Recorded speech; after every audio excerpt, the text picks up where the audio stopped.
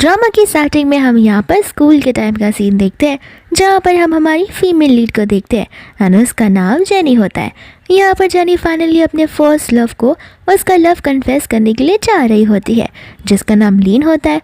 लेकिन यहाँ पर लीन जो है वो मिया को तो हक कर रहा था, एंड मिया कोई और नहीं बल्कि जेनी की बेस्ट फ्रेंड ही होती है। और यहाँ पर जेनी को खुद की बेस्ट फ्रेंड से ही बिट्रेयल मिलता है। लेकिन फिर बाद में हम यहाँ पर अचानक से 2024 में आ जाते हैं, जहाँ पर जेनी की नींद खुलती है। एंड यहाँ पर वो हॉस्पिटल में थी।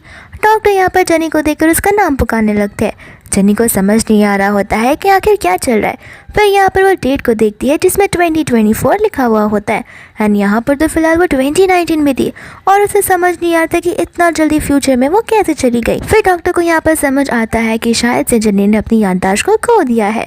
तो फिर यहाँ पर वो उसके मेन डॉक्टर को बुलाता है, एंड वो मेन डॉक्टर कोई और नहीं बल्कि लीन ही होता है। डॉक्टर यहाँ पर लीन को बता रहे होते हैं कि आपकी वाइफ को लगता है कुछ भी याद नहीं है। जेनी यहाँ पर लीन को देखकर बहुत ज़्यादा सरप्राइज हो जाती है, क्योंकि लीन अब पहले से भी ज़्यादा हैंडसम हो गया था। एंड ये वाइफ वाला शब्द सुनकर यहाँ पर लीन से पूछती है, इसका मतलब ये है कि हमारी शादी हो चुकी है? लीन कहता है कि हाँ, 3 साल हो चुके हमारी शादी को, और मैं तुम्हारा वो हस्बैंड हूँ जिसे तुम बहुत हेट करती हो। यहाँ पर हमें पास का सीन भी बताया जाता है, जहाँ पर वो दोनों घर पर होते हैं। यहाँ पर जेनी ही लीन के साथ झगड़ा कर रही होती है, लेकिन यहाँ पर प्रेजेंट में तो जेनी पूरी की पूरी अलग होती है। यहाँ पर वो अपने हस्बैंड को अपने आप को हक करने के लिए कहती है। लीन भी यहाँ पर सोच में पड़ जाता है कि पहले तो ये मुझसे कितना झगड़ा किया करती थी, लेकिन अब ये मुझे हक करने के लिए कह रही है, जो मुझे अपने आप को टच भी नहीं करने देती थी। फिर बाद में यहाँ पर वो उसे हक करने के लिए आगे बढ़ता है, जहाँ पर जेनी की मेमोरीज में उसे कुछ चीज़ें याद आती है, जहाँ पर लीन किसी और लड़की के साथ था। एंड यहाँ पर वो लड़की उसे यही कह रही थी कि तुमने तो मजबूरी में आकर जेनी से शादी की है। एंड यहाँ पर लीन भी उसकी बात से एग्री कर रहा था। तब जाकर यहाँ पर जेनी को याद आता है कि शायद से इसने मुझ पर चीट किया था, जिस वजह से मेरे एक कार एक्सीडेंट में मौत हो चुकी थी। लेकिन ये मौत नहीं बल्कि मैं कोमा में जा चुकी थी। फिर बाद में यहाँ से वो गुस्से में चली जाती है। लीन यहाँ पर मन में कहने लगता है कि पास्ट की बात हो या अभी की, ये अभी भी मुझे अपने आप को टच करने नहीं दे सकती है। एंड फिर अचानक से यहाँ पर लीन को जेनी की चीखने की आवाज़ आती है। और यहाँ पर जेनी अपने आप का फेस मिरर में देखकर बहुत ज़्यादा शॉक सी हो गई थी। यहाँ पर वो अपना फेस देखकर कहने लगती है कि मैं आखिर इतनी ज़्यादा अगली कब से हो गई। फिर बाद में यहाँ पर लीन को समझ नहीं आ रहा होता कि आखिर वो बोलना क्या चाहती है। जेनी यहाँ पर कहने लगती है कि गलती मेरी नहीं है, गलती तुम्हारी है। हो सकता है कि तुमने मुझसे ज़बरदस्ती शादी की हो और तुम मुझसे प्यार तो करते नहीं हो, तो तुम्हारा प्यार मेरे फेस पर ही रिफ्लेक्ट होगा ना। इस वजह से मैं इतनी अगली दिख रही हूँ, लेकिन टेंशन मत लो, अब से मैं खुद ही को प्यार करूँगी और वापस से मैं 18 साल की जेनी बन जाऊँगी। यहाँ पर लीन इसकी बातों को इग्नोर कर कर उसे कहने लगता है कि आज तुम डिस्चार्ज होने वाली हो तो हमें घर जाना पड़ेगा। फिर बाद में यहाँ पर वो लोग कार में बैठे होते हैं, जहाँ पर जेनी तो लीन की लग्जरियस कार को देखकर बहुत ज़्यादा इम्प्रेस हो जाती है। फिर यहाँ पर वो सीट बेल्ट को खींचने लगती है, लेकिन वो सीट बेल्ट बहुत टाइट था। तो फिर यहाँ पर लीन उसकी मदद करने लगता है, लेकिन जेनी यहाँ पर उसे वहीं पर रोक देती है एंड कहती है कि ये काम मैं खुद ब खुद भी कर सकती हूँ। एंड यहाँ पर लीन उदास हो जाता है। यहाँ पर हमें शायद से लग रहा है कि उन दोनों के बीच में कुछ तो मिसअंडरस्टैंडिंग चल रही होगी। फिर फाइनली यहाँ पर वो लोग उसके घर पर पहुँच जाते हैं, जहाँ पर जेनी जैसी अंदर जाती है सभी के सभी स्टाफ्स उसे ग्रीट करने लगते हैं। एंड यहाँ पर जेनी डर जाती है, क्योंकि जेनी को उनमें से कोई भी याद नहीं होता है। फिर यहाँ पर मैनेजर वैंग अपने आप को इंट्रोड्यूस करवाते हैं एंड उसे सारा का सारा घर दिखाने लगते हैं। एंड यहाँ पर हमें पता चलता है कि जेनी का और लीन का जो बेडरूम होता है वो अलग अलग है। जेनी यहाँ पर मन में सोच रही होती है कि लगता है वो मुझसे कुछ ज़्यादा ही हेट करता है, इस वजह से शादी के बाद भी हम यहाँ पर अलग अलग रूम में सो रहे हैं। फिर बाद में यहाँ पर वो उसके रूम के अंदर जाती है एंड बहुत ज़्यादा सरप्राइज हो जाती है। तो फिर यहाँ पर वैंग बताने लगते हैं कि ये रूम आपके प्रेफरेंस और चॉइसेस के अकॉर्डिंग ही हमने डेकोरेट किया था। फिर बाद में यहाँ पर वो अपने क्लोजेट में देखने लगती है, जहाँ पर बहुत ज़्यादा खाली वाइट कलर के कपड़े होते हैं। एंड यहाँ पर वो सोचने लग जाती है कि आखिर कौन सी पीसफुल लाइफ में जी रही थी, मुझे समझ नहीं आ रहा। इतने में ही मेड आ जाती है टिफ़िन बॉक्स लेकर, एंड वो होता है लीन का, जहाँ पर हर बार की तरह जेनी उसे टिफ़िन बॉक्स देने जाया करती थी। एंड यहाँ पर जेनी को टिफ़िन बॉक्स देकर वो दिन याद आ जाता है, जहाँ पर उसने लीन को किसी को हक करते हुए देखा था, वो बात करते हुए सुना था। फिर बाद में यहाँ पर जेनी ऑफिस में पहुँच जाती है, जहाँ पर ऑफिस में जाते ही यहाँ पर हम शीनी को देखते हैं एंड वो जेनी को वापस वहाँ से जाने के लिए कहती है। जेनी बोलती कि तुम कौन हो, और मैं तुम्हारी बात की सुनूंगी। शीन यहाँ पर कहने लगती है कि मुझे पता है तुम यहाँ पर बॉस के लिए लंच लेकर आई हो, तो फिर वो अभी फ़िलहाल यहाँ पर है नहीं, तो तुम यहाँ से अपना लंच बॉक्स लेकर वापस जा सकती हो। जानी कहती कि देखो, अगर वह यहाँ पर नहीं है तो मैं उसके आने तक का इंतज़ार कर लूँगी, लेकिन तुम मुझे मत बताओ कि मुझे क्या करना है। तो फिर यहाँ पर शीन कहती कि ओह हाँ, मुझे अभी याद आ रहा है, तुम्हारा तो एक एक्सीडेंट हो गया था ना, जिसमें तुमने अपनी मेमोरी को खो दिया था। लगता है इस वजह से तुम्हें कुछ याद नहीं आ रहा। तो मैं तुम्हें याद दिलाना चाहती हूँ कि तुम्हारे और लीन के बीच में कुछ है ही नहीं। तुम जो कुछ भी कर लो या कितना भी ट्राई कर लो, लीन की लाइफ में तुम एक यूजलेस पर्सन हो, और मेरा और लीन का तो बहुत टाइम से चक्कर चल रहा है। यहाँ पर जेनी को उसकी बातों को सुनकर गुस्सा आ जाता है एंड यहाँ पर जेनी उसे थप्पड़ लगा देती है, जहाँ पर शीन शॉक हो जाती है। जेनी कहते कि तुम शॉक ही हो रही हो, लगता है शायद से तुम मुझे बुली किया करती थी और आज मैंने तुम्हें बुली कर दिया, इस वजह से तुम इतने सदमे में चली गई हो। फिर बाद में इतने में यहाँ पर लीन आ जाता है, जहाँ पर शीन बड़ी चालाकी से लीन को बात बढ़ा चढ़ाकर बताने लगती है। लीन यहाँ पर उसे वहाँ से जाने के लिए कहता है और तो यहाँ पर शीन खुश हो जाती है कि लीन ने यहाँ पर उसका सर लेते हुए जेनी को वहाँ से जाने के लिए कहा। तो फिर जेनी यहाँ पर मन में बड़बड़ाती रहती है लीन को लेकर बुरी बुरी बातें। फिर शीन कहते कि देखा, ये किस तरीके से तुम्हारी बुराई कर रही है। लीन यहाँ पर शीन से कहता है कि लगता है तुम्हें याद नहीं है मैंने कुछ समय पहले क्या कहा, मैंने तुम्हें यहाँ से जाने के लिए कहा है। फिर बाद में शीन गुस्से में वहाँ से चली जाती है एंड लीन यहाँ पर उसे अपने कैबिन में बुलाने लगता है, जहाँ पर जेनी जब कैबिन के अंदर जाती है तो वो टिफ़िन बॉक्स जो है डस्टबिन के अंदर फेंक देती है, और यहाँ पर आते ही वो लीन से डिवोर्स की बात करने लगती है। यहाँ पर लीन जो है जेनी से कहने लगता है डिवोर्स हुए कि बच्चों का खेल नहीं है, तुम यहाँ पर आराम से सोच कर ये सारी बातें कहो।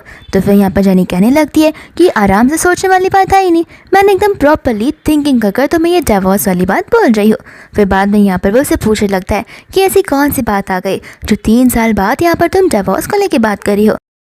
जेनी यहाँ पर कहने लगती है कि देखो, साफ साफ नज़र आता है कि हम दोनों के बीच में लव तो बिल्कुल भी नहीं है।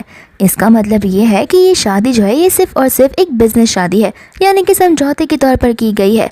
और हाँ, शादी के बाद हस्बैंड वाइफ एक साथ एक रूम में एक बेड पर सोते, लेकिन हमारा तो रूम ही अलग अलग है। तो जाहिर सी बात है कि ये शादी एक ज़बरदस्ती की शादी है, तो बेहतर होगा कि अगर हम दोनों अलग हो जाए।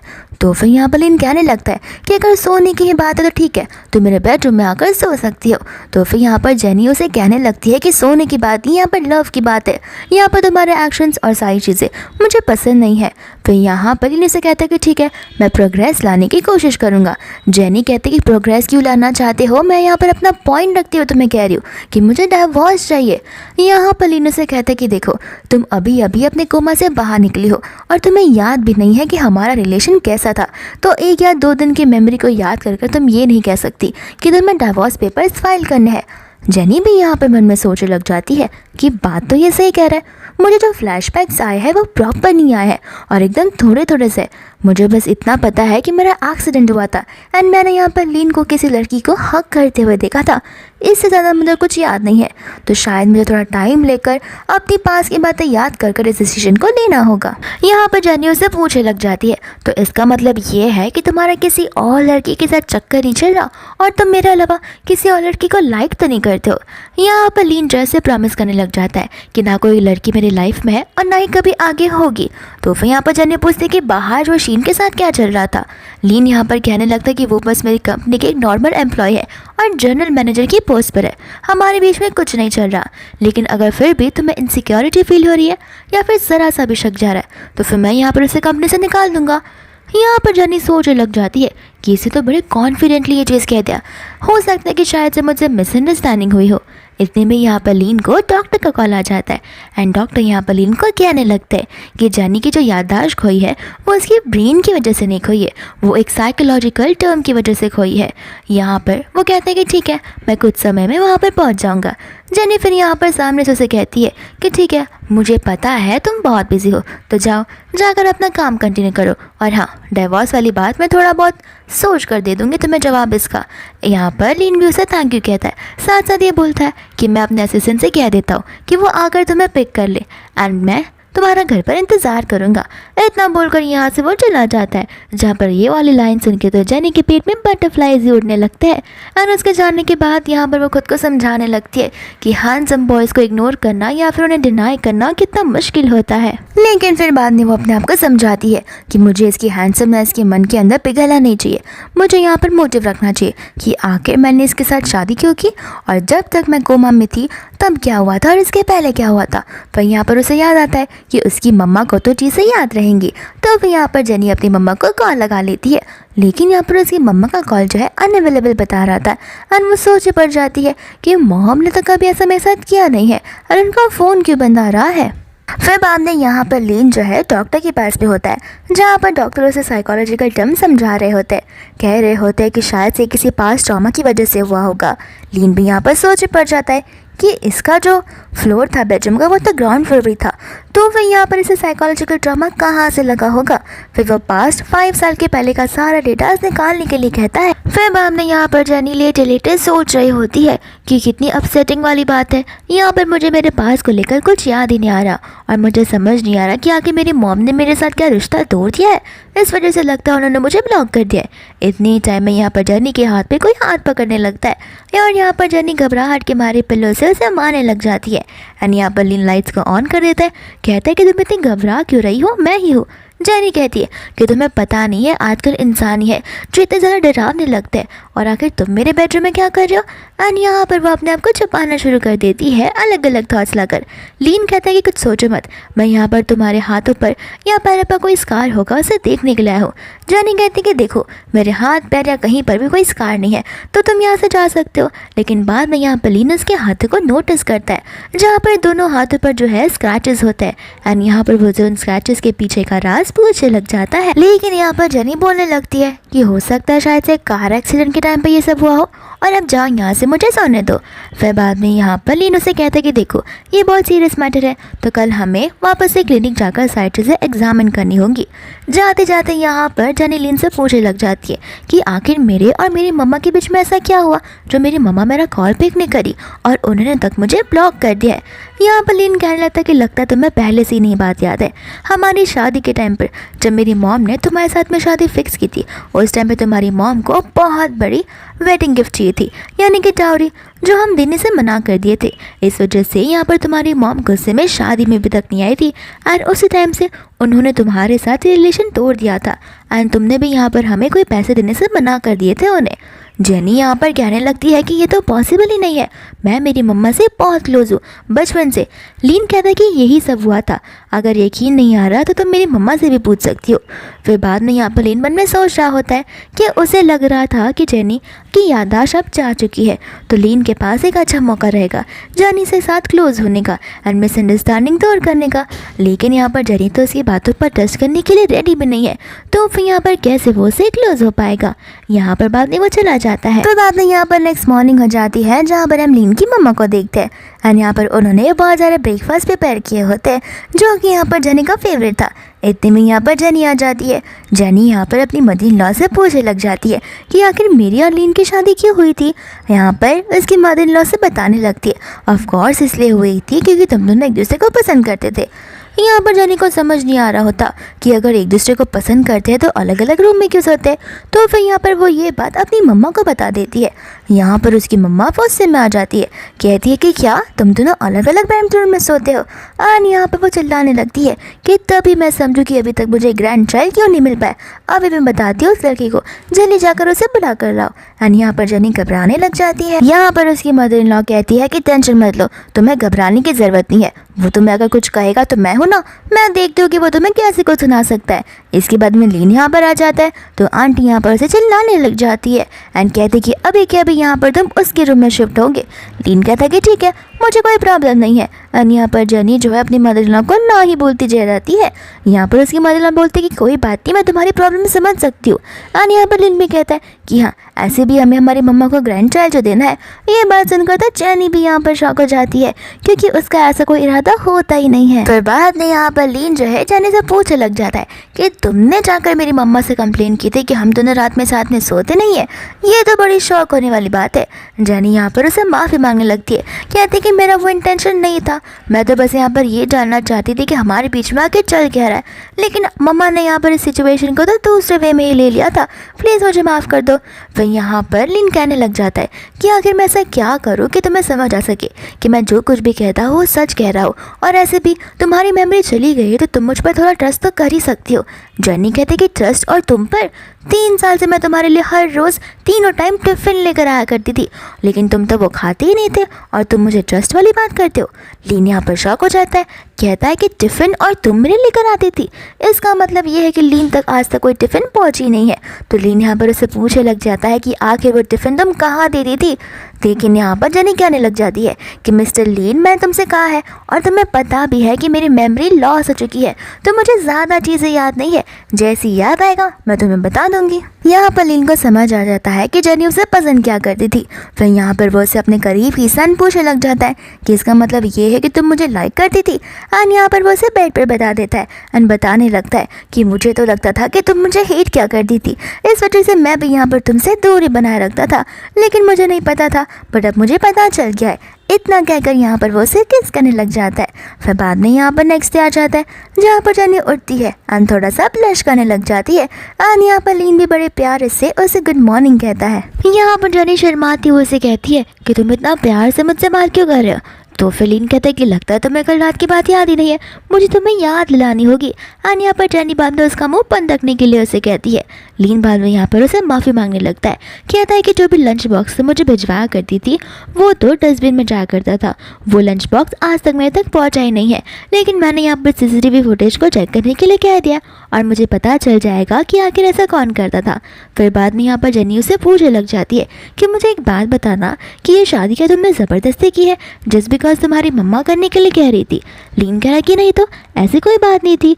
तो फिर जनी कहते कि देखा, मुझे तुम्हारी बातों पर इसलिए विश्वास नहीं है क्योंकि ना मेरे हाथों में वेडिंग रिंग है, ना तुम्हारे हाथों में वेडिंग रिंग है, ना ही हमारी कोई वेडिंग की तस्वीर है, तो मैं ऐसे कैसे मान लूँ कि हम दोनों एक दूसरे को पसंद करते थे, इस वजह से हमने शादी की थी। लीन यहाँ पर जनी से कहने लग जाता है कि देखो, रही बात ज़बरदस्ती शादी करने की, तो मैं इतना बुरा इंसान नहीं हूँ और ना ही मैं इतना रोंदरू इंसान हूँ जहाँ पे मैं ज़बरदस्ती अपनी शादी होने दूंगा। और ये वेडिंग रिंग की बात रही तो तुमने ही मुझे ये सब करने से मना किया था। जनी यहाँ पर सोचे पड़ जाती है, कहती है कि पॉसिबल ही नहीं है, अगर इतना हैंडसम मेरा हस्बैंड होगा, इतना रिच मेरा हस्बैंड होगा तो मैं शो ऑफ तो ज़रूर करूँगी ही ना। यहाँ पर बाद में वो हंसने लग जाता है, कहता है कि ठीक है कोई बात नहीं, तुम्हें धीरे धीरे सारी बातें याद आ जाएंगी। लेकिन मन ही मन यहाँ पर लीन कह रहा होता है कि काश इसे पास्ट की ज़्यादा बातें याद ना आए, क्योंकि बाद में क्या पता वो वापस से अपसेट हो जाए और इनके बीच की जो दूरियाँ अब वापस से एक साथ हो गई है, क्या पता वो वापस से वो लोग दूर हो जाए। फिर बाद में यहाँ पर वो लोग नीचे जाते हैं जहाँ पर वैंग उसे एक लेटर देता है एंड जैसे यहाँ पर उसे लेटर देता है लीन को कंपनी से कॉल आ जाता है क्योंकि कंपनी में एक मर्डर हो चुका था। लीन यहाँ पर जेनी से कहता है कि देखो, मुझे कंपनी में अर्जेंटली जाना होगा, लेकिन आज तुम्हें टिफ़िन भेजने की कोई ज़रूरत नहीं है, मैं खुद ब खुद घर आ जाऊँगा और हम साथ बैठ के लंच करेंगे। इतना भूलकर यहाँ पर वो उसे गुड बाय कहकर चला जाता है, जहाँ पर जेनी को ये सारी चीज़ें एक सपनों की तरह लग रही होती है। फिर बाद में यहाँ पर वो उस लेटर बॉक्स को ओपन करती है जिसके अंदर से कुछ तस्वीरें निकलती है और उन्हें देखकर यहाँ पर जेनी को चक्कर आने लग जाता है, लेकिन वैंग यहाँ पर आकर जेनी को पकड़ लेता है एंड संभाल लेता है। जेनी को लग रहा होता है कि शायद से उसने ब्रेकफास्ट नहीं किया है, इस वजह से यहाँ पर उसे कमज़ोरी महसूस हो रही है, तो फिर वो ब्रेकफास्ट करने के लिए चली जाती है, जहाँ पर वैंग जो इन फोटोज़ को देख लेता है एंड फोटोज़ के पीछे एक हिडन मैसेज को भी वो पढ़ लेता है, जहाँ पर उसे वो पढ़ के थोड़ा शौक से नज़र आता है। फिर बाद में यहाँ पर लीन होता है ऑफिस में, जहाँ पर शीन आ जाती है एंड यहाँ पर लीन शीन से साफ साफ सवाल पूछने लगता है कि आखिर वो सारे लंच बॉक्सेस तुम डस्टबिन में क्यों फेंका करती थी। एंड यहाँ पर शीन ऐसा एक्ट करती है जैसे कि उसे कुछ पता ना हो। फिर लीन यहाँ पर उसे स्टार्टिंग टू एंड सब कुछ बताता है कि किस तरीके से मेहनत करके जेनी उसके लिए टिफ़िन बॉक्स लेकर आती थी एंड वही टिफ़िन बॉक्स यहाँ पर शीन डस्टबिन में फेंक दिया करती थी। तो फिर यहाँ पर शीन कहने लगती है कि ये मैंने जानबूझकर नहीं किया, ये सब कुछ मैंने तुम्हारे लिए किया है। यहाँ पर वो उसे कहने लगता है कि मेरे लिए किया है तो अब ये सब करने की ज़रूरत नहीं है। यहाँ पर शीन कहती है कि आखिर तुम उसकी साइड क्यों ले रहे हो, तुम्हें भी पता है कि तुम दोनों की शादी क्यों हुई है, ये तो बहुत अनफेयर चीज़ है। लीन यहाँ पर कहते हैं कि देखो, वो मेरी वाइफ है, तो जितना रिस्पेक्ट तुम मुझे देती हो उतना रिस्पेक्ट मेरी वाइफ को भी देना बनता है, और अगर तुम्हारा ये जो लाइन है वो अगर तुम क्रॉस करोगे तो याद रखना मुझे बाद में हार्श डिसीजंस लेने पड़ेंगे। तो फिर यहाँ पर शीन उदास हो जाती है, कहते कि ठीक है जाने दो, मैं अब तुम्हारे बीच में कुछ बोल नहीं वाली हूँ। एंड यहाँ पर वो लंच बॉक्स रखकर जाने वाली थी, लेकिन यहाँ पर लीन उसे अपना लंच बॉक्स वापस लेकर जाने के लिए कहता है। फिर बाद में यहाँ पर उसे मिस्टर वैंग का कॉल आ जाता है एंड वैंग यहाँ पर उसे बताने लग जाते हैं कि मैडम को एक कोई तो अजनबी ने कुछ फोटोज भेजे थे। एंड यहाँ पर वो शॉक हो जाता है। फिर बाद में हम यहाँ पर एक सीन को देखते हैं जहाँ पर हम जेनी की मम्मा को देखते हैं एंड यहाँ पर कुछ गुंडे उसे वहाँ पर क्लिफ की ओर रखे हुए थे ताकि वो उसे उस पानी में ढकेल कर मार सके। जेनी यहाँ पर बहुत उन्हें विश करती है और तो गिड़गिड़ाने लगती है कि प्लीज़ मेरी मम्मा को छोड़ दो, लेकिन यहाँ पर वो लोग उसकी मम्मा को पानी के अंदर धक्का दे देते हैं एंड यहाँ पर जेनी डर के मारे नींद से उठ जाती है, यानी कि ये सब कुछ बस एक सपना ही था। एंड यहाँ पर उसकी आवाज़ को सुनकर तो यहाँ पर लीन भी उठ जाता है। बाद में यहाँ पर जेनी उसे अपने सपने के बारे में बताने लग जाती है, साथ साथ ये भी कहते कि उनमें से एक बॉडीगार्ड वही था जिसे मैंने उस फोटो के अंदर दिखा था। फिर बाद में यहाँ पर वो रोने लगती है। लीन यहाँ पर उसे कंसोल करने की कोशिश करता है। जेनी कहती कि प्लीज़ मैं मेरी मम्मा से एक बार और मिलना चाहती हूँ, मैं ये नहीं चाहती कि पास में जो कुछ भी हुआ वो सब कुछ रिपीट हो, भले हमारे बीच बात नहीं होती हो, लेकिन मैं मेरी मम्मा को देखना चाहती हूँ। लीन कहता है कि कोई बात नहीं, मैं पूरी कोशिश करूँगा तुम्हारी उनसे बात करवाने के लिए। फिर यहाँ पर वो उसे सोने के लिए कहता है और उसे कंफर्टनेस देते हुए उसे जलाने की कोशिश करता है। एंड दूसरा यहाँ पर वो अपने इन्वेस्टिगेटर को उस फोटोग्राफ को किसने भेजा है उन सारे के सारे डिटेल्स निकालने के लिए कहता है।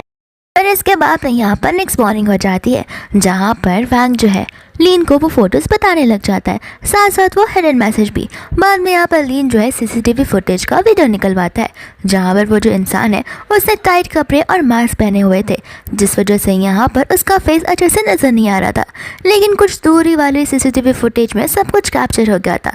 एंड लीन यहाँ पर वैंग से कहने लगता है कि इस इंसान को कुछ भी करके ढूंढ निकालो, भले ही मुझे इसे मरा हुआ क्यों ना ढूंढना पड़े। फिर बाद में यहाँ पर वो उसे वार्न करने लगता है कि देखना, घर पर आने जाने वाले लोग हर लोगों की लिस्ट रखो, चेकिंग रखो और फेस रखो, और ध्यान रखना कि कोई भी मैडम के आसपास भी घूम ना पाए। फिर इसके बाद में यहाँ पर वो चला जाता है जेनी के बेडरूम में। फिर यहाँ पर जेनी की नींद खुल जाती है एंड यहाँ पर लीन को देखकर खुश हो जाती है, लेकिन पूछते कि तुम यहाँ पर क्या कर रहे हो। तो फिर यहाँ पर लीन उसे कहने लग जाता है कि मैंने कहा था ना कि कुछ भी हो जाए मैं हमेशा तुम्हारे साइड रहूँगा, इस वजह से। फिर बाद में यहाँ पर वो उसे बाइट करने के लिए आगे बढ़ती है जहाँ पर लीन अपनी स्ट्रेंथ को यूज़ कर उसे अपने आप से दूर कर देता है। एंड यहाँ पर जेनी को गुस्सा आ जाता है, वो कह लेते कि अच्छा तो तुम अब मुझ पर अपनी स्ट्रेंथ दिखाओगे कि तुम मुझसे कितना ताकतवर हो। अगर मैं लड़का होती तो तुम्हें मैं सच में बता रही हूँ कि मैं तुम्हें हर दिन बुली करती और रुला देती और एक हाथ से उसे उठा के पटक देती। फिर यहाँ पर लीन उसके ऊपर आ जाता है एंड कहते कि बड़ी बड़ी बातें करती हो, अब यहाँ पर मेरे जंगल से छूट कर बताओ। फिर यहाँ पर जेनी अपनी स्मार्ट चीज़ दिखाते हुए उसे माफ़ी मांग लेती है, कहती कि ठीक है बाबा तुम जीते और मैं हारी, बस। फिर यहाँ से लीन जो है वो खुद ब खुद ही वहाँ से उठ जाता है। फिर बाद में यहाँ से लीन चला जाता है जहाँ पर जेनी अपना काम करना शुरू कर देती है, लेकिन फिर उसे उस फोटोग्राफ की याद आती है। तो वो उसे जैसे ही लेने जाने वाली थी यहाँ पर उसे कॉल आ जाता है उसके असिस्टेंट का। जेनी को यहाँ पर उसके असिस्टेंट के बारे में कुछ पता नहीं होता है। उसका असिस्टेंट बता रहा होता है कि मुझे पता है कि तुम्हारा कार एक्सीडेंट हुआ था, लेकिन वो मैंने थोड़ी ना करवाया था, तो तुम मुझे पहचानने से क्यों इनकार कर रही हो। जेनी कहते कि मेरी मेमोरी चली गई है एंड मुझे 5 साल पहले की कोई भी चीज़, यानी कि 5 साल तक क्या क्या हुआ था वो कुछ भी याद नहीं है। तो फिर यहाँ वो कहते कोई बात नहीं, मैं तुम्हें बताता हूँ कि मैं तुम्हारा असिस्टेंट हूँ, तुम अपना लाइव जैसे ही ऑन करोगे तुम्हें पता चल जाएगा कि कितने सारे लोग तुम्हें देखना चाहते हैं। फिर यहाँ पर वो लाइव ब्रॉडकास्ट चालू कर देती है जहाँ पर 19 मिलियन हो जाते हैं कुछ ही सेकंड्स में एंड 19 मिलियन व्यूवर्स उसे देख रहे होते हैं। लेकिन यहाँ पर बाद में वो लीन को देखती है बाथरूम में एंड अपना लैपटॉप फेंक कर कहने लगती है कि काम तो होता रहेगा। एंड बाद में यहाँ पर वो दोनों किस करने लगते हैं एंड ये सारी चीज़ें लाइव ब्रॉडकास्ट में दिखाई जा रही थी। फिर बाद में यहाँ पर रात को जब वो सोती है तो एक बार फिर से वो डर के मारे उठती है। लीन भी उसकी आवाज़ को सुनकर उठ जाता है एंड उसे समझ आता है कि उसे एक नाइटमेयर आया होगा। एंड इस बार उसका नाइटमेयर ये होता है कि लीन उसे सपने में बुली कर रहा था। एंड यहाँ पर उसने ये सारी बातें लीन से झूठ कही क्योंकि वो नहीं चाहती थी कि लीन अब उसे लेकर और भी ज़्यादा टेंशन में आ जाए। फिर बाद में यहाँ पर वो असिस्टेंट को कॉल लगा देती है जिसका नाम जाइलू होता है। फिर बाद में यहाँ पर वो जाइलू से हेल्प मांगने लगती है एंड यहाँ पर वो जाइलू के साथ डॉक्टर के पास अपना चेकअप करवाने के लिए चली जाती है।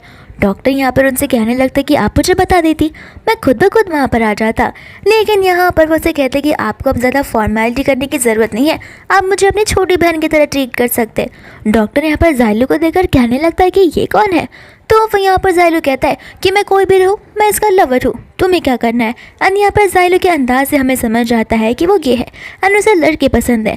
फिर जनी के यहाँ से जाने के बाद डॉक्टर कॉल लगा लेते हैं अपने मास्टर को यानी कि लीन को एंड वो उसे कहने लगते हैं कि जल्दी से आप हॉस्पिटल में आ जाइए, न जाने आपकी वाइफ किसी समय में किसी और के साथ भाग जाएगी। फिर बाद में यहाँ पर रिपोर्ट्स को लेकर जा रही होती है। फिर यहाँ पर जाइलो बोलने लग जाता है कि सामने जो इंसान खड़ा है वो क्या तुम्हारा हस्बैंड है।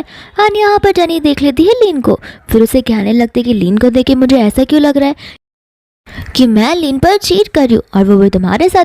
जाइलो कहता है कि देखो तुम मेरी टाइप की नहीं हो, अगर मेरा कोई टाइप का है तो वो सामने खड़ा तुम्हारा हस्बैंड है। फिर बाद में यहाँ पर वो चली जाती है लीन के पास में और उसे पूछते कि तुम यहाँ पर क्या कर रहे हो। लीन उसे कहता है कि मुझे कहती मैं तुम्हें लेकर हॉस्पिटल आ जाता, तुम्हें यहाँ पर मेरे पीठ पीछे इसके साथ आने की क्या ज़रूरत थी। यहाँ पर जनी कहती कि देखो मुझे नाइट में आया था और मुझे नहीं चाहिए था कि तुम अब मेरे मुझे लेकर और भी ज़्यादा टेंशन में आ जाओ, इस वजह से मैंने सोचा कि मैं मेरे असिस्टेंट जाइलो के साथ में आ जाती हूँ। तो फिर यहाँ पर लीन उसे देखने लग जाता है। जनी कहती कि लगता है तुम मुझसे जेलस फील कर रहे हो। लीन कहता है कि ऐसी कोई बात नहीं है, मैं तो बस तुम्हारी सेफ्टी चाहता हूँ। तो फिर जनी कहती है कि देखो इसमें ज़्यादा सोचो मत, ऐसे भी हमारा रिलेशन भाई बहन जैसा ही है। लीन कहता है कि जो भी हो जाए, हम तो हमारे घर पर काम करने वाले लोगों को भी एज ए फैमिली मेम्बर मानते हैं, लेकिन हम कभी आज तक उन्हें पर्सनल लाइफ में मैटर नहीं करते। तो फिर उसी तरीके से सबको अपनी अपने लिमिट्स पता होने चाहिए। फिर बाद में यहाँ पर जानी हंसने लग जाती है, कहती है कि न जाने इतने सारे एग्जाम्पल्स तुम्हारे दिमाग में आते कैसे। लीन कहता है कि देखो अभी रिपोर्ट्स मुझे दे दो, मैं डॉक्टर के साथ साथ में डिस्कस कर लूँगा। यहाँ पर जानी बोलती है कि तुम अकेले डिस्कस करोगे तो मुझे बताएगा कौन। एंड लीन यहाँ पर उसे किस कर देता है, कहता है कि मैं घर जाकर तुम्हें आराम से सब कुछ समझा दूंगा, और हाँ अब स्नेह भाई से थोड़ा दूर रहो। इतना बोलकर वहाँ से चला जाता है। जहाँ पर जैसे ही जाइलू जनी के पास आता है, जनी यहाँ पर क्रॉस साइन बनाकर उससे अपने आप से दूर करने लगती है। दोस्तों यहाँ पर लीन चला जाता है डॉक्टर से मिलने के लिए, जहाँ पर डॉक्टर लीन को जनी की तबीयत के बारे में समझाने लग जाते हैं। कहते हैं कि कई सारे रिपोर्ट्स हमने निकाले हैं जिस वजह से हमें समझ में आ रहा है कि ऐसी कोई प्रॉब्लम तो ब्रेन में है नहीं, लेकिन हाँ ये सारी चीज़ें साइकोलॉजिकल टर्म की वजह से हो रही है, जो कि शुरुआती दौर में मैंने तुम्हें एक्सप्लेन किया था। यहाँ पर उसकी हेल्थ धीरे धीरे अच्छी तो होती जा रही है, लेकिन न जाने क्यों उसके ब्रेन पर एक मेंटल प्रेशर बनता जा रहा है। लीन कहता है कि हाँ मुझे लगता है कि उसे उसी वजह से नाइटमेयर्स आते रह रहे हैं, और साथ ही साथ उसने एक फ़ोटो देखी थी जिस वजह से यहाँ पर उसे फ्लैशबैक आए थे। तो फिर यहाँ पर डॉक्टर कहने लगते कि फ्लैशबैक्स आना अच्छी बात है, उनसे हमें कई सारी चीज़ें याद आ सकती है, लेकिन कई बार ऐसा हो सकता है कि उन फ्लैशबैक्स की वजह से हमारा मेंटल प्रेशर बढ़ सकता है। क्या पता कि हम यहाँ पर वापस से कोमा में चले जाए। एंड वैसे भी उसकी मेमोरी वापस कब आएगी इसका मैं कोई दावा नहीं कर सकता, चाहे तो अभी 1 मिनट बाद भी आ सकती है, या फिर उस चीज़ को 1 महीना या 1 साल भी रख सकते हैं। साथ साथ में यहाँ पर डॉक्टर लीन को उसकी 5 साल की रिपोर्ट भी देने लग जाते हैं। कहते हैं कि आपकी वाइफ के 5 साल की रिपोर्ट में ऐसा कुछ मुझे मिला नहीं है जहाँ पर उनका ब्रेन डैमेज हुआ हो। उनकी रिपोर्ट्स एकदम प्रॉपर है, जो कि एक नॉर्मल ह्यूमन बीइंग के होते हैं। फिर बाद में यहाँ से वो लोग जाने लग जाते हैं, जहाँ पर जाइलू जनी से कहने लग जाता है कि तुम मुझे यहाँ कर लेकर आई थी, तो बेहतर होगा कि अगर तुम मुझे यहाँ पर टैक्सी दिलवा दो। तो यहाँ पर बाद में लीन कहने लगता है कि कोई बात नहीं, मैं तुम्हें छोड़ आऊँगा, ऐसे भी तुम जनी के इंपॉर्टेंट पर्सन जो हो। जाइलू यहाँ पर कहने लगता है कि मैं ऐरे गहरे लोगों की कार में बैठता नहीं, न जाने लोग मुझे देखकर क्या क्या सोचते होंगे। एंड यहाँ पर वो अपनी बॉडी को लेकर बात कर रहा था। जनी भी यहाँ पर हंसने लग जाती है। इतने में टैक्सी आती है और वो उसमें बैठ जाता है। एंड जनी से कहता है कि हम नेक्स्ट टाइम मिलेंगे, लेकिन तभी जब तुम्हारा ये शक करने वाला हस्बैंड तुम्हारे साथ ना हो। इतना बोलकर वो वहाँ से चला जाता है। बाद में यहाँ पर लीन जनी से कहता है कि अब तो वो चला गया, तो अब तुम्हारा इंपॉर्टेंट पर्सन कौन है।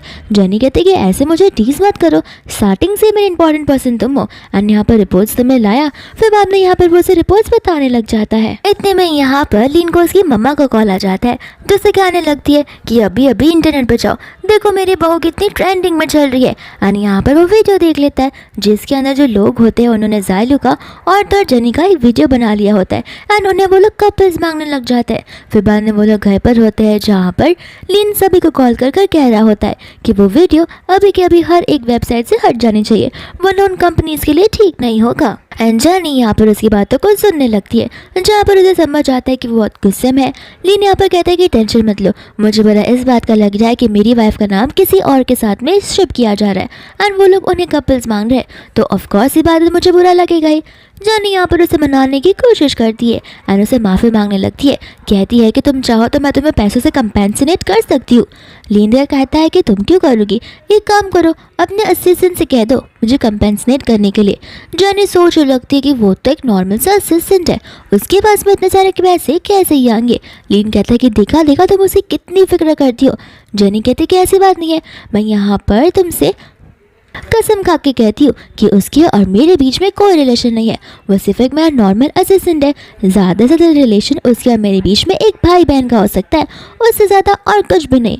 यहाँ पर लीन बोलता है कि कैसी मैं तुम्हारी बातों को मानूं, ऐसे भी तुम कहाँ ही मुझसे कन्फेस करती हो कि तुम मुझसे प्यार करती हो। यहाँ पर जनी बोलने लग जाती है, क्या 3 साल में एक बार भी मैंने तुमसे आई लव यू नहीं कहा? लीन कहते कि हाँ, एक बार भी तुम्हारे मुँह से मैंने वो शब्द सुना ही नहीं है। लीन कहता है कि बस इतना ही नहीं, तुम तो मुझे अपने आप को टच भी नहीं करने दिया करती थी और हर बार मुझसे झगड़ती रहती थी। फिर बाद में यहाँ पर जानी उसे माफ़ी मांगती है, कहती कि ठीक है जो मैंने पहले नहीं किया वो मैं अब करना चाहती हूँ। एंड यहाँ पर वो आई लव यू कह देती है, लेकिन 50%। लीन कहता है कि 50%, इसका मतलब क्या है? जेनी कहते कि देखो मेरी मेमोरी अभी तक वापस नहीं आई है एंड मैं यहाँ पर अपनी करंट वाली चीज़ों की वजह से तुम्हें 50% आई लव यू कह रही हूँ। पास की मेमोरीज क्या होगी कैसी होगी मुझे क्या पता होगा, क्या पता तुम मुझे सच में बुली करते रहोगे तो मुझे 100% आई लव यू बोलने में रिग्रेट होगा। एंड यहाँ पर लीन इतने में उसे किस कर देता है। फिर बाद में यहाँ पर वो दोनों एक दूसरे को डांस करते करते किस करने लग जाते हैं और यहाँ पर वो लोग डांस करते करते किस करते करते अपने बेडरूम में पहुँच जाते हैं, जहाँ पर इनका ये किसिंग सीन मेकअप में बदलने वाला था। लेकिन इतने में यहाँ पर जेनी को कॉल आने लग जाता है। यहाँ पर लीन उस कॉल को इग्नोर कर देता है, लेकिन वो इंसान वापस से कॉल करने लगता है। जेनी कहती है क्या पता ये इंपॉर्टेंट काम हो। लीन कहता है कि देखो इतना इंपॉर्टेंट काम तो नहीं होगा जहाँ पर तुम्हारी जॉब जा सकती है, और अगर चली भी गई तो क्या हुआ, तो मेरी कंपनी में आकर जॉब कर लेना। यहाँ पर जेनी कहने लग जाती है कि तुम्हारी कंपनी में मैं जॉब फिलहाल कर नहीं सकती जब तक मुझे पास की बातें याद नहीं आती। फिर बाद में यहाँ पर वो अपना फ़ोन पिक करती है एंड यहाँ पर ये कॉल होता है मिया का, वही मिया का जो कि स्कूल टाइम में उसकी बेस्ट फ्रेंड हुआ करती थी, जिसने उसे धोखा दिया था उसी के लवर के साथ पे लव कर कर। यहाँ पर मिया उसे कहने लगती है कि मेरी जो शादी है वो बहुत जल्दी होने वाली है और वो भी जी से, तो फिर मैं तुम्हें इनवाइट करना चाहती हूँ। यहाँ पर जानी कहती कि ठीक है अगर इनवाइट कर रही हो तो फॉर्मली मेरे घर पर आकर एक इनविटेशन देकर जाना। एंड यहाँ पर वो उसे उसके घर का एड्रेस दे देती है। मिया यहाँ पर शौक होकर कहने लग जाती है कि तुम क्या इतनी महंगी अपार्टमेंट में रहती हो, ये चीज़ पॉसिबल कैसे है? तो फिर यहाँ पर जानी कहती है कि कोई बात नहीं तुम आओगी तो तुम्हें पता चल जाएगा। एंड यहाँ पर मिया गुस्से में कॉल कट कर देती है।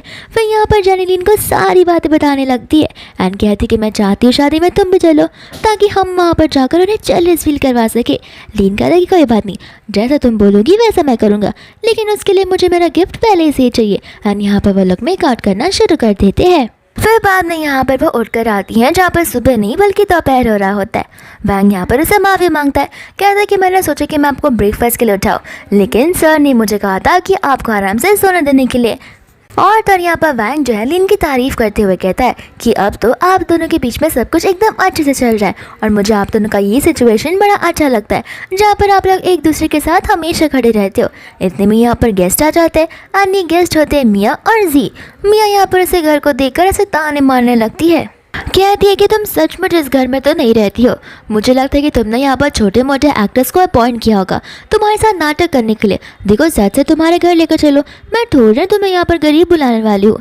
यहाँ पर जन्नू से कहने लगती है कि लगता है तुम एक स्क्रिप्ट राइटर बन चुकी हो जहाँ पर तुम रोने धोने वाली और ऐसी अश्लीलता वाली चीज़ें लिखती हो, इस वजह से तुम इतनी ईजिली इतना बड़ा झूठ बोल सकती हो। लेकिन ये घर मेरा है, यकीन नहीं होता तो जाने दो, मुझे तुम्हें एक्सप्लेन करने की कोई ज़रूरत नहीं है। मियाँ कहते कि देखो मुझे पता है कि मैं तुम्हारे लवर को तुमसे छीन लिया, लेकिन मैंने उसे छीना नहीं है, वो भी मुझे से प्यार किया करता था।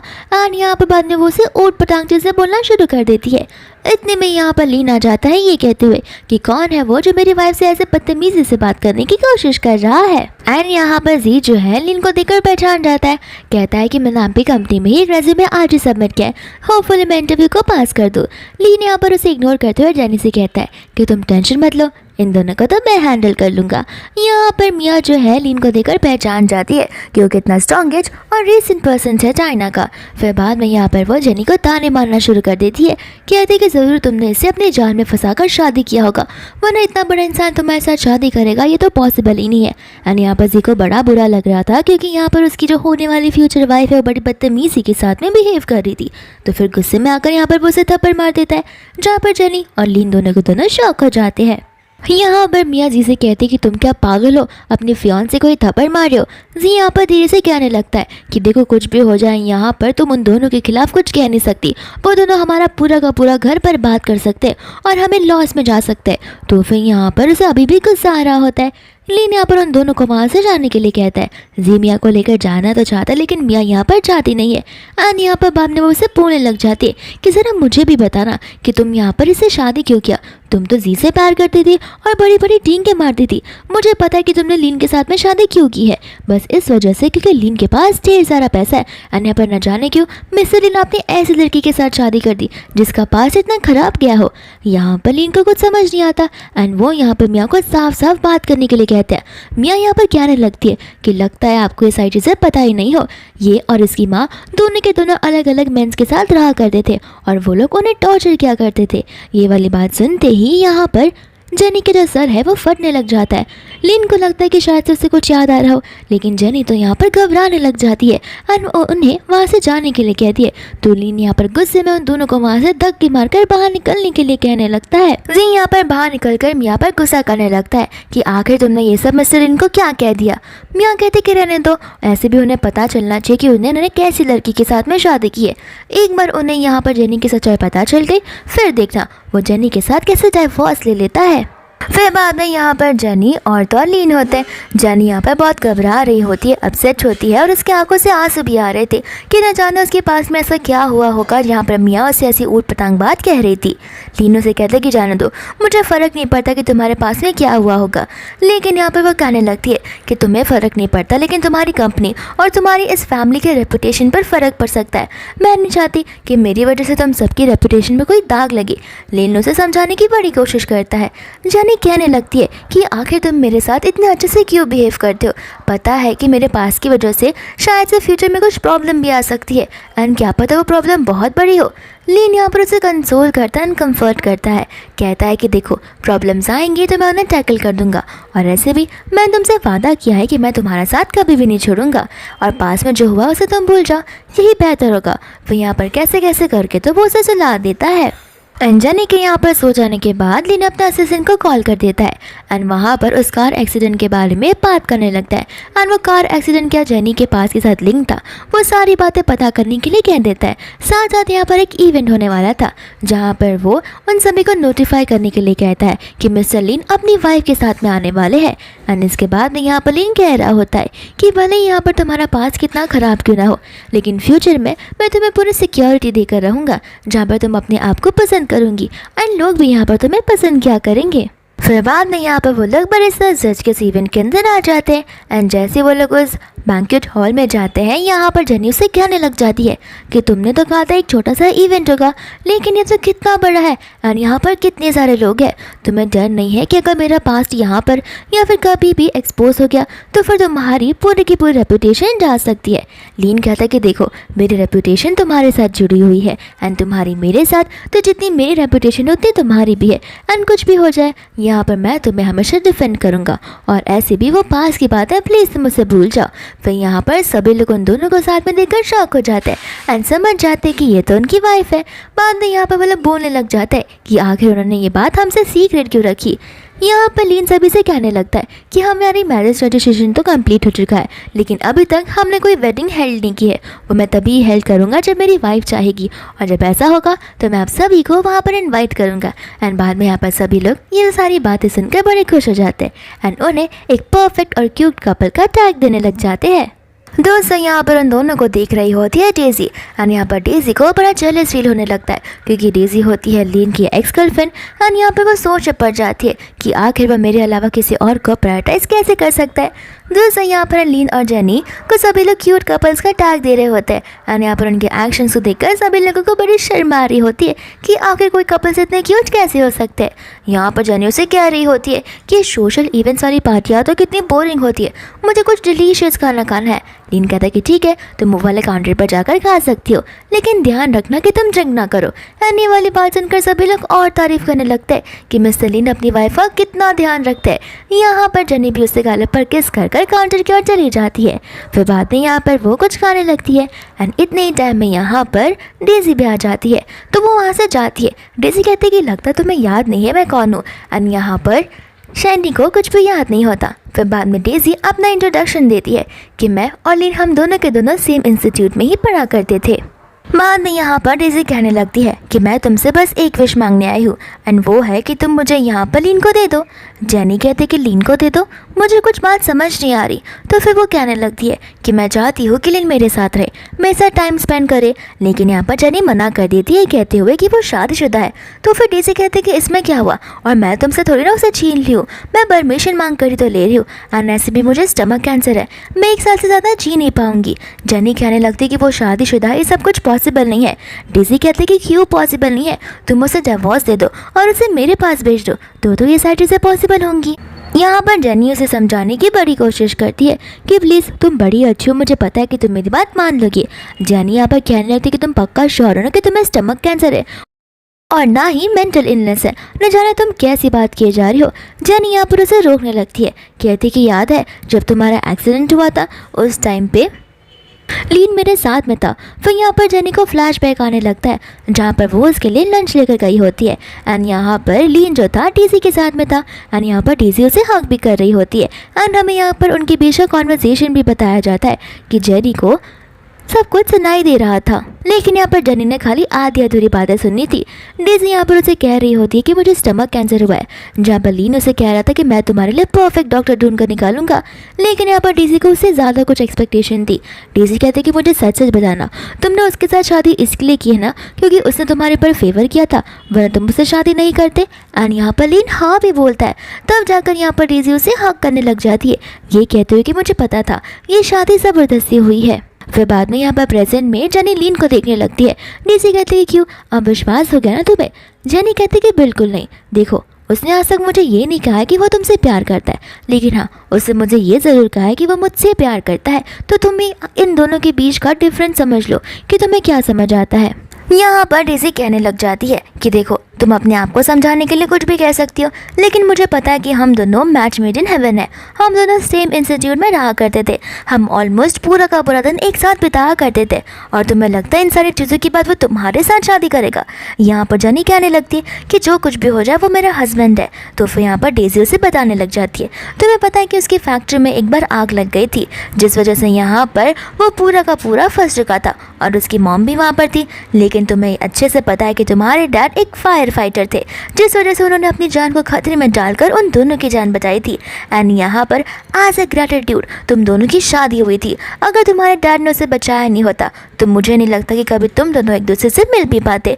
यहाँ पर जेनी को ये सारी बात सुनकर बड़ा बुरा लगने लगता है कि उसने ये शादी सिर्फ ग्रेटिट्यूड वापस लौटाने के लिए की, इसलिए नहीं क्योंकि वो दोनों एक दूसरे को पसंद करते थे। यहाँ पर डेजी बातें बढ़ा चढ़ा कर कहने लगती है, एंड जिस तरह तुम्हारा हॉस्पिटल में एक्सीडेंट हुआ था ना उस टाइम पे वो मेरे साथ में था, इस वजह से वो तुम्हें रात के टाइम पे मिलने नहीं आया था और वो मुझसे प्यार करता है और ये सब कुछ तो एक बार ढूंढ है, अब तुम्हें ये सब कुछ डिसाइड करना है। जेनी यहाँ पर कहने लगती कि देखो मुझे तुम्हारी बातों पर यकीन नहीं हो रहा। डेजी कहती कि बस 1 साल तो मैं मांग रही हूँ, 1 साल के लिए उससे डिवोर्स ले लो, उसके बाद तुम्हें जो करना करो, ऐसे भी मैं इस दुनिया में नहीं रहने वाली। तो फिर यहाँ पर जेनी बोलने लगती कि ठीक है मैं तुम्हारी बात मान तो नहीं रही हूँ, लेकिन मैं इस बात पर इन्वेस्टिगेट ज़रूर करूँगी और अगर ऐसा है कि वो मुझसे प्यार नहीं करता तो मैं तुरंत ही उसे डिवोर्स दे दूँगी और उसके बाद में चीज़ें तुम्हारे बीच में होंगी वो होंगी। लेकिन अगर मुझे पता चलता है कि उसका लव रियल है तो भूल जाओ कि मैं कभी अपनी लाइफ में उसे छोड़ने भी वाली हूँ, और अगर मैं तुम्हारे बदले तुम्हारी जगह पर होती तो मैं अपना टाइम वेस्ट नहीं करती उस इंसान को परस्यू करने के लिए जैसे मेरे में कुछ इंटरेस्ट नहीं है, मैं खुद ही अपने आप को सेल्फ लव करती। इतना बोलकर यहाँ से वो चली जाती है, जहाँ पर डेजी को सेल्फ लव वाली शब्द सुनकर इनसिक्योरिटी फील होने लगती है।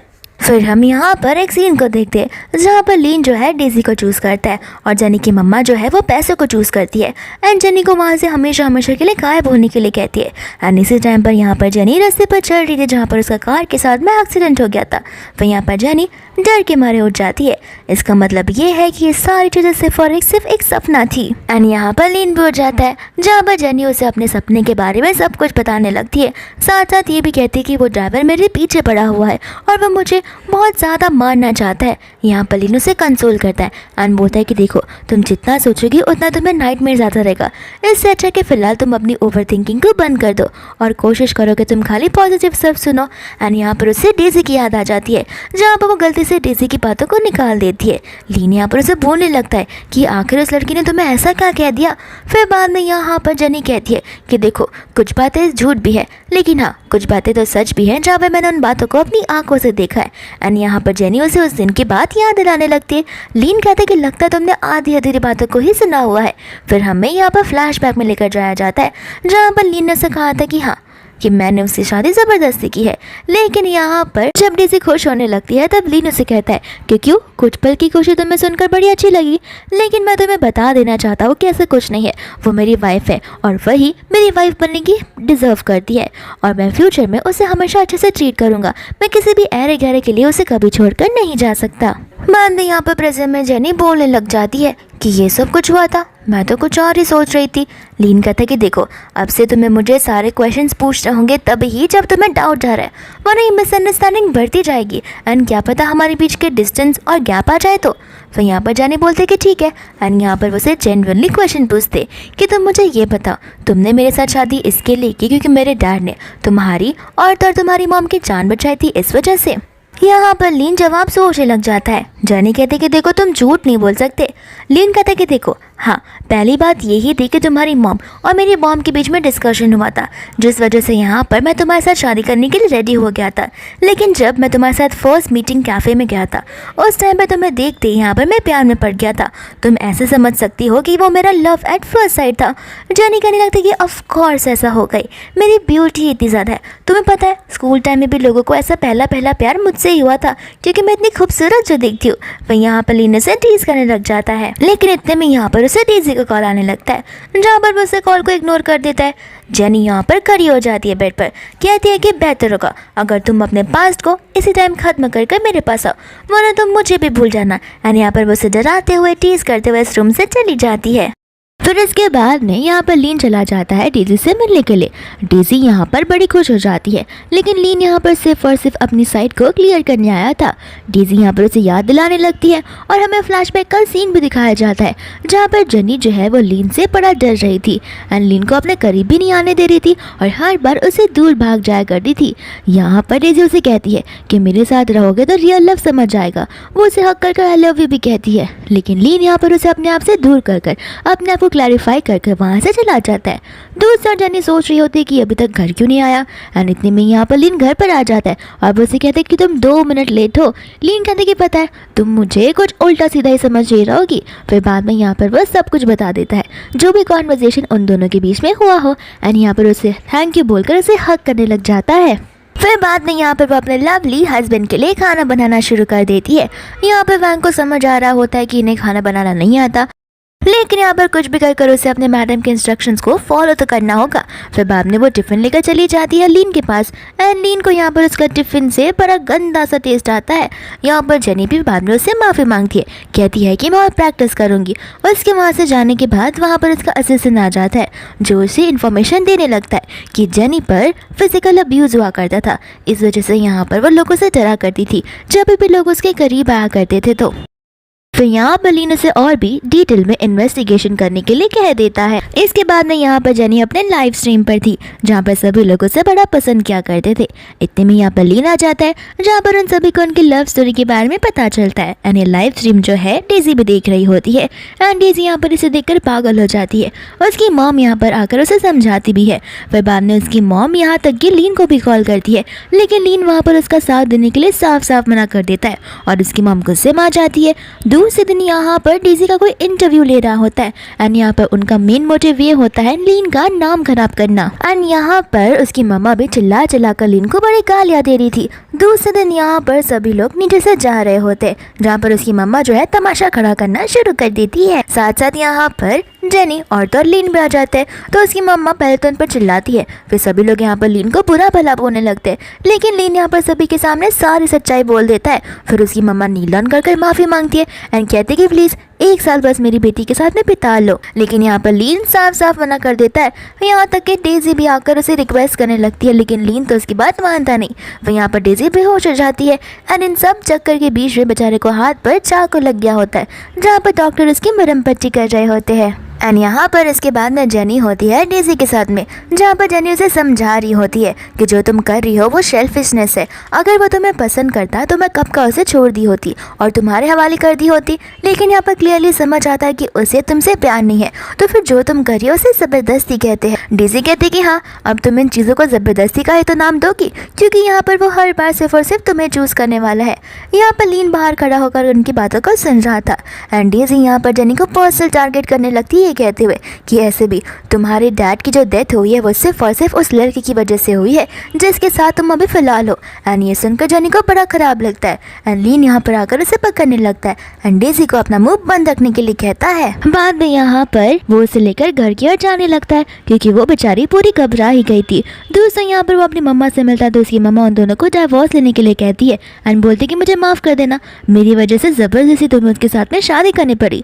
लेकिन यहाँ पर लीन अपनी मॉम से कहती कि मॉम ऐसी कोई बात नहीं है, मैं उसे सचमुच प्यार करता हूँ। एंड यहाँ पर वो उनकी फर्स्ट डेट के बारे में बताता है कि वो उसे तभी ही प्यार में पड़ चुका था। एंड यहाँ पर पहला रीज़न भले उसके डैड हो, लेकिन अब उसके लिए वो बहुत इंपॉर्टेंस रखती है, वो उसकी लाइफ का एक पार्ट है। उसकी मॉम यहाँ पर सोचने लगती है कि शायद से उसकी मॉम को मिसअंडरस्टैंडिंग हो गई है, तो वो कहती कि देखो, मैं बस इतना चाहती हूँ कि तुम दोनों एक साथ में खुश रहो और अपने डिसीजंस पर कभी भी रिग्रेट ना करो। फिर बाद में यहाँ पर हम जेनी को उठते हुए देखते, जहाँ पर लीन उसकी बाजू में सोया हुआ था एंड यहाँ पर वो उसकी ब्यूटीनेस को और हैंडसमनेस को देखकर उसकी मन में ही मन में तारीफ करने लग रही थी और शर्मा भी रही थी। फिर अचानक से यहाँ पर लीन उठकर उसके ऊपर चढ़ जाता है एंड यहाँ पर जेनी तो पूरी ब्लश करने लग जाती है। फिर बाद में जैसे जैसे वो रेडी हो रहा था, जेनी उसके मसल्स, ऐप और सारे की सारी बॉडी पार्ट्स देखना शुरू कर देती है एंड मन ही मन ब्लश करती है एंड इन दोनों के बीच में एक बड़ा रोमांटिक सा सीन भी बन जाता है। इतने में यहाँ पर उसकी मदर इन लॉ आ जाती है, जहाँ पर वो लोग ब्रेकफास्ट करने लगते हैं और उसकी मदर इन लॉ उसे ग्रैंड चाइल्ड का गिफ्ट मांगने लगती है, जहाँ पर जेनी को समझ नहीं आ रहा होता कि वो क्या ही बोले अपनी मदर इन लॉ को। इसके बाद में यहाँ पर लीन होता है अपने कैबिन में, जहाँ पर इन्वेस्टिगेटर यानी कि उसका असिस्टेंट आ जाता है। तो फिर यहाँ पर असिस्टेंट कहने लगता है कि अब हमें कोई भी एक्शन लेने की ज़रूरत नहीं है, क्योंकि जिस न्यूज़ मीडिया ने उसे पब्लिश किया था वहाँ के कमेंट्स में साफ साफ नज़र आ रहा है कि सभी लोग सिर्फ और सिर्फ आपकी और जेनी की साइड ले रहे हैं। तो फिर यहाँ पर क्लियर है कि डेजी मैडम झूठ बोल रही है, इस वजह से सब कुछ यहाँ पर सॉल्व हो चुका है। फिर यहाँ पर लीन को कुछ याद आता है कि यहाँ पर वो जेनी के लिए कुछ स्पेशल प्रिपरेशन कर सकता है और हमें यहाँ पर पास का सीन बताया जाता है, जहाँ पर उसने जेनी के लिए किया तो था। यहाँ पर उसने उसके लिए एक वेडिंग रिंग लाई थी बहुत ज़्यादा शिद्दत से, लेकिन यहाँ पर जेनी तभी भी घबराई हुई थी, उसे न जाने क्यों यहाँ पर बहुत अजीब सा लग रहा था। यहाँ तक कि उसने उसके लिए पटाखे तक फोड़े थे ढेर सारे, लेकिन तब तक वहाँ से जेनी जा चुकी थी, जहाँ पर बेचारे के प्रपोजल का कुछ मतलब ही नहीं था। लेकिन यहाँ पर वो ठान लेता है कि वो जेनी को एक बार और प्रपोज करके रहेगा ही। इसके बाद में हम यहाँ पर जेनी को घर में देखते, जो बच्चियों की तरह खाली खेल कूद कर रही होती है और अपना फ़ोन यूज़ कर रही थी।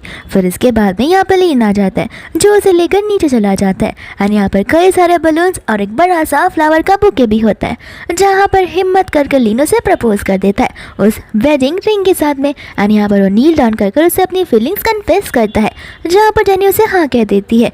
तब जाकर यहाँ पर लीन की सांस में सांस आती है, क्योंकि पास में तो कुछ और ही हुआ था। तो लीन को लग रहा था कि शायद से एक बार फिर से यहाँ पर उसे किए करे पर पानी ना फिर जाए, लेकिन यहाँ पर तो एकदम उल्टा होता है। और यहाँ पर जेनी उससे प्रॉमिस करती है कि वो उसे कभी भी छोड़कर कहीं नहीं जाने वाली है।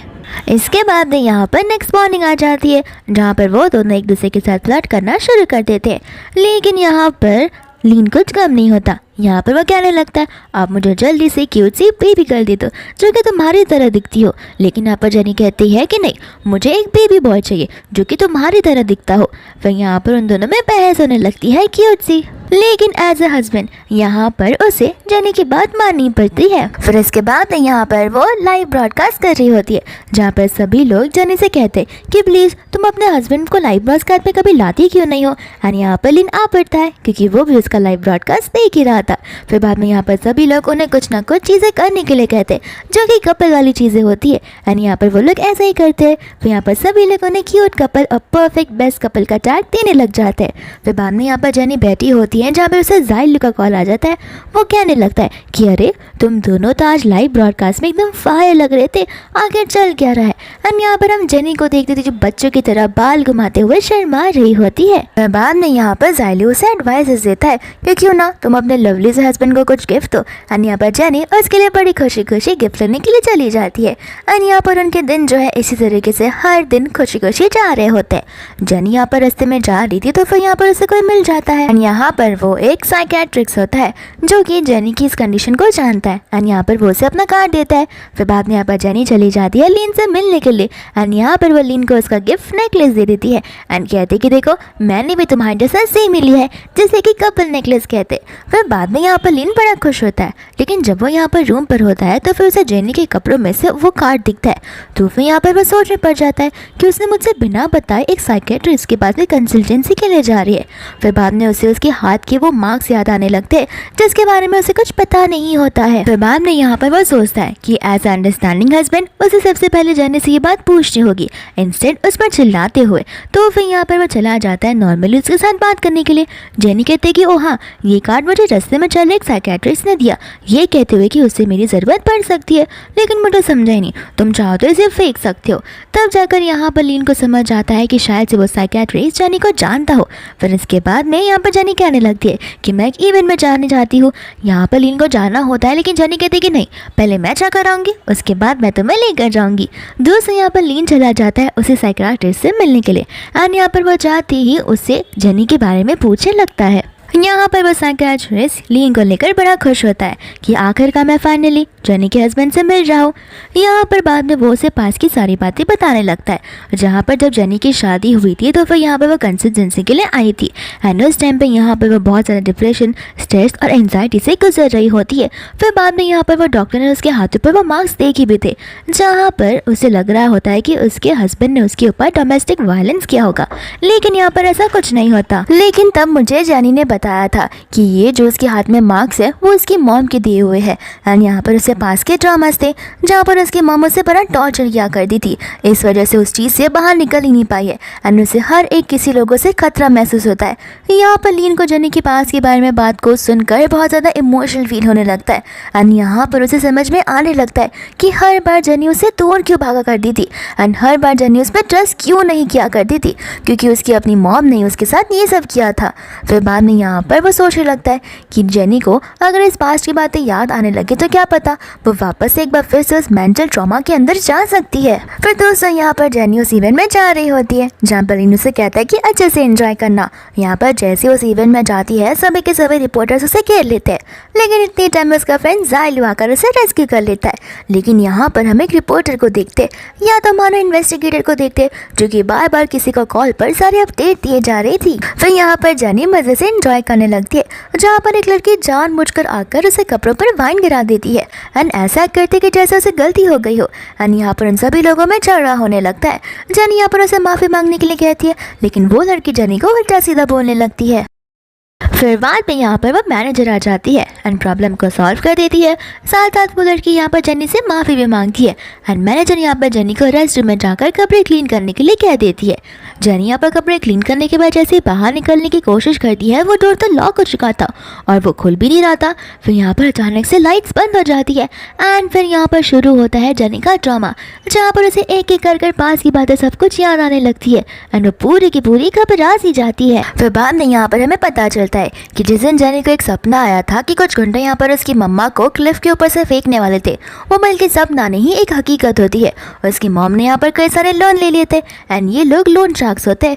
एंड यहाँ पर वो लोन शार्क्स जो होते हैं अपने लोन को वापस कलेक्ट करने के लिए आए होते हैं। एंड यहाँ पे वो लोग जानबूझकर धमकियाँ दे रहे थे कि तुमने पैसे वापस नहीं किए तो तुम्हारी मॉम को धकेल दिया जाएगा। यहाँ पर जेनी अपनी मॉम को बचाना चाहती थी तो दूसरी ओर उसकी मॉम जेनी को ही सोल्ड ऑफ कर देती है। कहते कि तुम इसे एज ए लोन रख सकते हो, ऐसे भी ये लड़की तुम्हारे बड़े काम आ सकती है। फिर बाद में यहाँ पर हम देखते हैं वो लड़की जो वहाँ पर इन्वेस्टिगेटर के तौर पर आई होती है वो जानबूझकर वहाँ पर बैरिकेड लगा देती है ताकि कोई अंदर जा ना सके। लेकिन यहाँ पर एक और जन जाता है, जहाँ पर वो जैसे उस वॉशरूम का दरवाज़ा खोलती है जेनी नीचे गिर जाती है। तो फिर यहाँ पर सभी लोग जेनी को उठाकर लेकर जाने लगते। ज़ाइलो तो पूरा का पूरा यहाँ पर डर ही गया था कि आखिर बेचारी को क्या हो गया। एंड यहाँ पर लीन आकर ज़ाइलो पर गुस्सा करने लग जाता है कि तुम्हारी वजह से ये सब हो रहा है।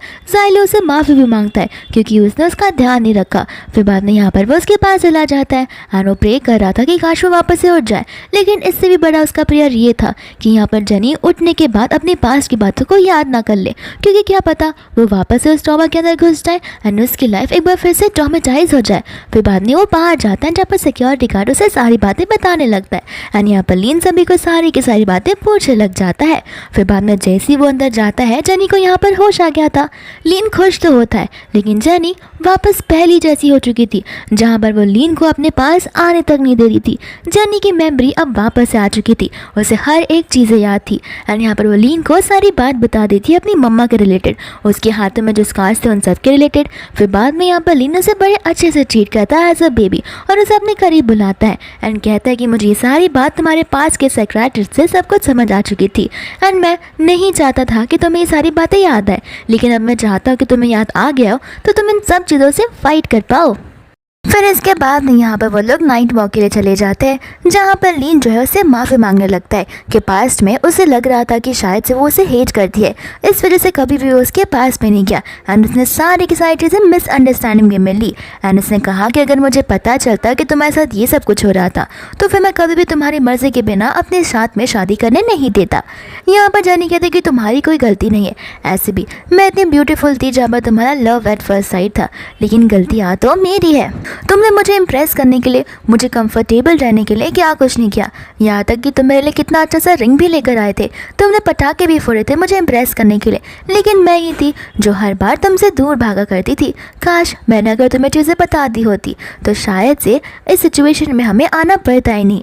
लीन यहाँ पर उसे समझाता है कि देखो कुछ हुआ होगा इस वजह से हमें सिचुएशन में आए, और ऐसे भी जो कुछ भी होता है वो अच्छे के लिए होता है। देखो वो सब कुछ हुआ इस वजह से यहाँ पर आज हम दोनों के बीच की क्लोजनेस कुछ ज़्यादा ही बढ़ गई है और मैं तुमसे प्रॉमिस करता कि मैं तुम्हें कभी छोड़कर नहीं जाऊँगा। यहाँ पर वो भी उससे एक आखिरी बार माफ़ी मांगती है।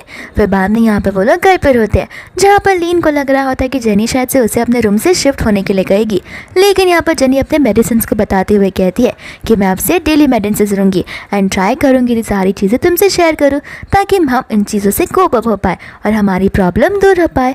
फिर बाद में यहाँ पर वो उसे अपने रूम में ही रहने के लिए कहती है। फिर बाद में यहाँ पर नेक्स्ट डे वो लोग चले जाते हैं अपने पुराने वाले साइकियाट्रिस्ट से मिलने के लिए एंड यहाँ पर जेनी उसे बहुत बड़ा थैंक यू कहती है। वो डॉक्टर भी यहाँ पर कहने लगता है कि तुमने जो इंस्टेंटली प्रोग्रेस किया है फिलहाल मैं बहुत खुश हूँ और ऐसे ही तुम अपने हस्बैंड के साथ हंसती खिलखिलाती रहना। फिर बाद में यहाँ से वो लोग जाने लगते हैं, जहाँ पर जेनी के पेट में दर्द होने लगता है। फिर वो लोग चले जाते हैं रिपोर्ट निकलवाने के लिए एंड उन्हें पता चलता है कि जेनी प्रेग्नेंट है। फिर बाद में यहाँ पे उनकी खुशी का ठिकाना होता ही नहीं है।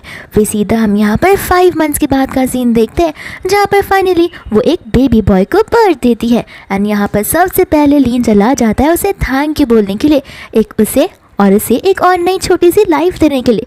लेकिन यहाँ पर जेनी पता है लीन को आखिर में क्या कहती है कि देखा मैंने कहा था ना कि मुझे बेबी बॉय चाहिए और हमेशा मैं ही जीतूंगी, तो इस बार भी मैं ही जीत गई। तो यहाँ पर लीन हंसते हुए उसे फोरहेड पर किस करता है एंड इसी के साथ ये ड्रामा यहीं पर खत्म हो जाता है।